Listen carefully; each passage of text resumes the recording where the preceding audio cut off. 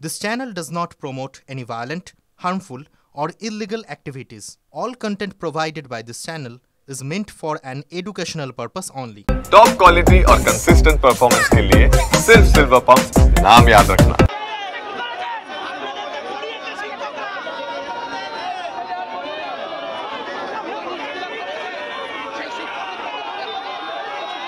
SSC ভবনের সামনে যে আজকে যে মিছিলের ডাক দিয়েছিল এবিটিএ এবং বাম ছাত্র যুব সংগঠনের, এই মুহূর্তে কিন্তু পুলিশ তাদের সেই মিছিলকে আটকে দিয়েছে।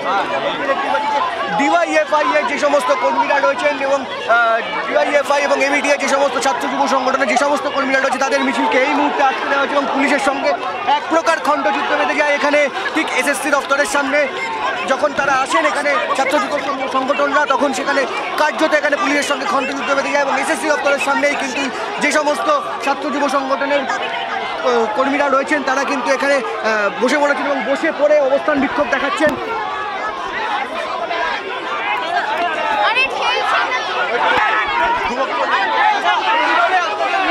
আমাদের মিছিলকে আটকাইছে পুলিশ, প্ররোচনা তৈরি করেছে, আমাদের যুবতী ছাত্রী শিক্ষিকাদের উপরে আক্রমণ করেছে পুলিশ, আমাদের শান্তিপূর্ণ মিছিলের উপরে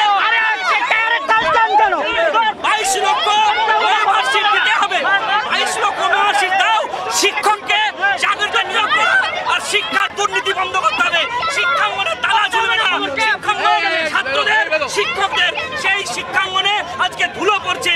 তাই আসুন সকলে মিলে ঐক্যবদ্ধ লড়াইয়ের মাধ্যমে শিক্ষকদেরকে স্কুলে পৌঁছে দিই এবং পশ্চিমবাংলায় সমস্ত স্কুল কলেজ খুলুক, শিক্ষার দুর্নীতি বন্ধ হোক, 22 লক্ষ মার্কশিট দিতে হবে এবং সমস্ত শিক্ষকদেরকে যোগ্য শিক্ষকদেরকে নিয়োগ করতে হবে। আজকে যখন আপনারা এখানে আসলেন, ঘোষিত কর্মসূচি ছিল, তারপরেও পুলিশ আপনাদের মিছিলকে আটকালো। পুলিশের কাজই তাই, যখনই দেখে মমতা ব্যানার্জি দুর্নীতি ফাঁস হয়ে যাবে তখন মাঝখানে ঢাল হয়ে দাঁড়ায়। ওরা জানেও না যে ওদের ঢাল সরকার হবে না। চারি জায়গায় দেখা যাচ্ছে যেখানে অশান্তি হচ্ছে সেই জায়গায় পুলিশ কোনো ভূমিকা নিতে পারছে না, দেখা যাচ্ছে শিক্ষকদের পেটে লাথি মারছে, আপনাদের ঘোষিত কর্মসূচি সেটাকে আটকানো হচ্ছে। পুলিশের ভূমিকা তো প্রশ্নের মুখে রীতিমতো, কারণ যেখানে হাঙ্গামা হচ্ছে সেটা সরকার চাইছে, তাই সেখানে পুলিশ নিষ্ক্রিয় থাকে, আর সরকার যখন চায় না যে আন্দোলন হোক তাই এখানে পুলিশ অতি সক্রিয় থাকে। আরেকটা বিষয়, আজকে সুপ্রিম কোর্ট যে রায় দিয়েছে তাতে কি সাময়িক স্বস্তি মিলল বলে মনে করা হচ্ছে অনেকে? স্বস্তি পেল? কে পেল স্বস্তি? বলা হচ্ছে যে যারা শিক্ষকরা রয়েছেন তাদের সাময়িক স্বস্তি 31শে ডিসেম্বর পর্যন্ত।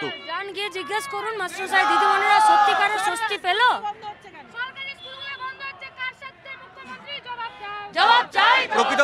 প্রকৃতপক্ষে তাহলে এটা রাজ্য সরকারের সুবিধা হলো বলছেন? রাজ্য সরকারের কোনো অবস্থাতেই সুবিধা হবে না। যারা সাদা খাতা জমা নিয়ে চাকরি দেয় যোগ্যদেরকে পথে বসায় তাদের আবার সুবিধা কিসের? রাজ্যের মানুষের কাছে আবেদন, সরকার দুর্নীতি করেছে তার শাস্তি স্কুল ব্যবস্থাকে এবং যোগ্যদেরকে পেতে দেব না। তাহলে এই যে অবস্থা হলো 31শে ডিসেম্বর পর্যন্ত, আপনি কি বলবেন এই বিষয়টা নিয়ে? সুপ্রিম কোর্টের রায় কার হাল হলো? কার স্বস্তি পেল? কে পেল স্বস্তি?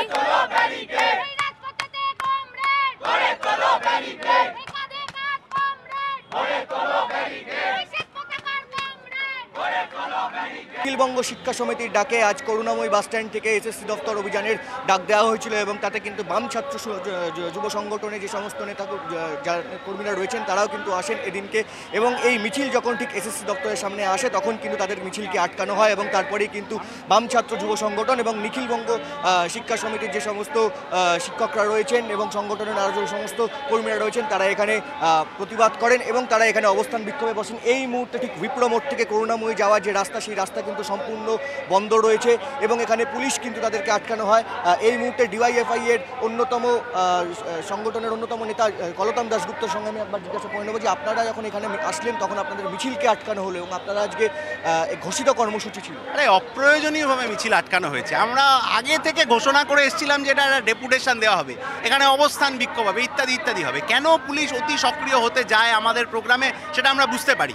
আমরা যে কথাগুলো বলি সেটা আসলে কারুর গায়ে জ্বালা লাগে বলে তারা এই ধরনের কাজ করে। পুলিশের আগে চাকরি প্রার্থীদের হাত কামড়ে দিয়েছিল, পুলিশের আগে প্রেস ক্লাবে ভোর 4টের সময় চাকরি প্রার্থীদের মেলে তুলে দিয়েছিল, কিছুদিন আগে লাথি মেরেছে। এই অতি সক্রিয়তা দেখানোর প্রয়োজন ছিল। যেখানে কিছু খারাপ লোক সমাজবিরোধীরা ঝামেলা ঝঞ্ঝাট করছে সেখানে পুলিশ নিষ্ক্রিয়, উস্কানি দিচ্ছে ঝামেলা ঝঞ্ঝাটে, আর এখানে পুলিশ অতি সক্রিয় হয়ে থাকছে। পুলিশকে বলবো যে অবিলম্বে তাদের এই কাজের ধারা বদলাতে হবে। যারা এখানে যোগ্য লোকজন এসছেন তাদের ওপর লাঠিচার্জ ইত্যাদি করে যোগ্য মানুষের কথার স্বর আটকানো যাবে না। আপনারা আজকে যে মূল যে দাবিটা ছিল সেটা হচ্ছে নিয়োগ দুর্নীতির বিরুদ্ধে গর্জে ওঠে এবং ওএমআর শিট প্রকাশের দাবিটা আপনারা তুলেছেন, কিন্তু আজকে যে সুপ্রিম কোর্ট রায় দিয়েছে তাতে সাময়িক স্বস্তি মিলেছে। এতে চিরকালীন চিরন্তন সুরাহা কবে মিলবে? সাময়িক স্বস্তিটা যাতে 60 বছর পর্যন্ত যতদিন চাকরি থাকবে ততদিনের স্বস্তিতে থাকে, তার জন্যই তো আমরা এখানে লড়াই করতে এসেছি। সুপ্রিম কোর্ট বলেছে 9, 10 বা 11, 12 ইত্যাদি। তাহলে বাকি যারা রয়েছেন গ্রুপ সি, গ্রুপ ডি ইত্যাদি যাদের চাকরি চলে গেল, তার মধ্যে কিছু যোগ্য আছে, তাদের চাকরি বাঁচানোর কি হবে? পাড়ায় পাড়ায় তৃণমূলের নেতারা যে টেবিল চেয়ার পেতে বসেছিলেন, যেখান থেকে টাকা তোলার জন্য এত অযোগ্য লোকের চাকরি হলো, 16 সালের ক্যাবিনেট যাতে সিলমোহর দিল, সেই ক্যাবিনেটে কারা ছিলেন, কে কোথায় কি দুর্নীতি করেছেন, গোটাটা আমরা বার করতে চাই, কোর্টের সামনে হাজির করতে চাই, জনগণের আদালতে হাজির করতে চাই। এই মুহূর্তে আমি ছবিটা দেখানোর চেষ্টা করব, ঠিক যে এসএসসি দপ্তরের সামনের ছবিটা তুমি দেখতে পাচ্ছ। এখানে রাস্তা কিন্তু কার্যত অবরুদ্ধ এবং সেই রাস্তা আটকে কিন্তু এই মুহূর্তে কিন্তু তারা বসে আছেন এবং তারা কিন্তু এই বিক্ষোভ চালিয়ে যাবেন যতক্ষণ না পর্যন্ত তাদের ডেপুটেশন জমা দেওয়ার যে কথা ছিল সেই ঘোষিত কর্মসূচি যতক্ষণ না পর্যন্ত সফল হবে ততক্ষণ পর্যন্ত তারা এই রাস্তা অবরোধ চালিয়ে যাবেন। এবং এই মুহূর্তে কিন্তু সেই ছবিটাই দেখা যাচ্ছে যে সমস্ত অর্থাৎ সংগঠনের প্রচুর যে নেতাকর্মীরা ছিলেন তারা কিন্তু এখানে রাস্তা আটকে অবরোধ করছেন। যে আপনারা আজকে এসেছিলেন এখানে এবং আপনাদের মিছিলকে আটকানো হলো এবং আপনাদের তো ঘোষিত কর্মসূচি ছিল। হ্যাঁ, আমাদের ঘোষিত কর্মসূচি ছিল, পুরো নিয়ম মাফিক আইন, কিন্তু আমাদের অন্যায়ভাবে আটকে দেওয়া হলো। বলতে চাইছি পুলিশ এখানে আমাদের আটকায় এক ন্যায্য মিছিলকে, কিন্তু শিক্ষককে লাথি মারে, আর যারা ক্রিমিনাল তাদের দেখে ঘুমোয়, দাঙ্গাকে দেখলে কলায় ঢুকে পড়ে, দৌড় দেয়। ঠিক ধিক্কার এই পুলিশকে, এই ধিক্কার। এসএফআই রাজ্য সম্পাদক দেবাঞ্জনদের সঙ্গে আমি একটু কথা বলে নেওয়ার চেষ্টা করবো। আপনারা যখন আজকে এখানে এলেন এবং আপনাদের মিছিলকে আটকানো হলো এবং আজকে সুপ্রিম কোর্টের যে রায় তাতে তো কিছুটা সাময়িক স্বস্তি, সব মিলিয়ে কি বলবো? সুপ্রিম কোর্টের রায়টা স্থায়ী সমাধান নয়। যারা এপ্রিলে চাকরি হারাচ্ছিল তারা ডিসেম্বরে চাকরি হারাবে, স্থায়ী সমাধানটা কোথায় হলো? যারা আজ প্রতারিত হয়েছে তারা 6 মাস বাদে আবার প্রতারিত হবে, সমাধানটা কোথায় হলো? গ্রুপ সি, গ্রুপ ডি তাদের কি হবে? এর কোনো জায়গা নেই এই রায়ের মধ্যে। অতএব স্থায়ী সমাধান চাই, পুনর্বহাল করতে হবে। এক্সটেনশন বলছি না, বলছি পুনর্বহাল করতে হবে যোগ্যদেরকে।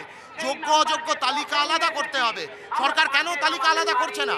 22 লক্ষ ওএমআর শিট কোথায়? ঝালমুড়ির ঠোঙা বানানো হয়েছে এই ওএমআর শিটগুলো দিয়ে। কেন mirror image, scanned copy, digital evidence public ডোমেনে দিচ্ছে না? মাস্টারমশাইরা তো আজকে সেই কথাটাই জানতে এসেছিল, তাদের ওপর আক্রমণ করলো। রাজ্যের পুলিশের এমন অবস্থা হয়েছে, একটা চোর কমিশন, একটা চোর সরকারকে রক্ষা করবার জন্য মাস্টারমশাইদের কলারে হাত দিচ্ছে রাজ্যের পুলিশ। এখানে ব্যারিকেড করেছিল বলেই ব্যারিকেড ভাঙা হয়েছে, ব্যারিকেড না করলে ব্যারিকেড ভাঙার প্রয়োজন পড়তো না। মাস্টারমশাইরা বলেই ছিল শুরুতে একটা প্রতিনিধি দল যাবে, ভেতরে কথা বলবে, তাদের সেই কথায় কর্ণপাত না করে তাদের উপর আক্রমণ করছে। ডিআই অফিসে দেখেছি একই ঘটনা, এসএসসির বাইরে আজকে একই ঘটনা আমরা দেখতে পেলাম। এই মিছিল তো মাস্টারমশাইদের মিছিল ছিল, আমরা ছাত্ররা এসেছি মাস্টারমশাইদের পাশে দাঁড়াতে, সাথে থাকতে, সংগতি জানাতে, সমর্থন জানাতে। যতক্ষণ না চেয়ারম্যান দেখা করছে মাস্টারমশাইদের সাথে ততক্ষণ এই রাস্তা অবরুদ্ধ থাকবে। ছাত্র যুব মাস্টারমশাইরা একসাথে ঐক্যবদ্ধ এই রাস্তা অবরুদ্ধ রাখবে।